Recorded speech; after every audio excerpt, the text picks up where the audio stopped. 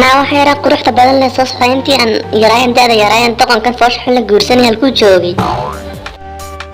wixii roostamada ka soo dhacay mooyaan tii aanu kala kiciyaa la yiraahdo dumarkii islaama waan kala kiciyaa saa waan kala yiriin labadan ay ku daawamik markay quruxdeeda aragto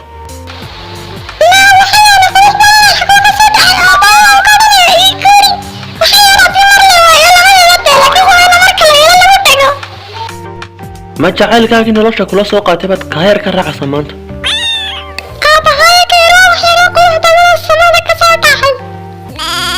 gabadhayda malawa leetul qadad yar Allah inoo soo diray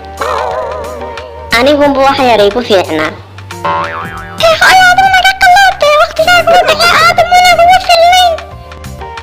gabadhayda taan jecel laakiin wax yar qurux badan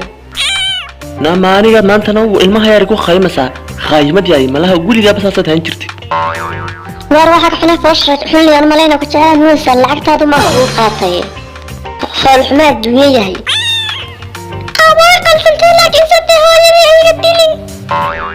gabadhayda ana aabiyo hooyaba ku noqonay waxaan wax hooyo laga dhigtay wax u dhowna ma ahayn idil daadan inta halkaas bilgil malaw moodeen inaan ku khaymeena warinta sajar baan ku khaymay gabadhan aad ma darintii waxaan gurigeyga soo gashaday baa waxaan naas tixda badga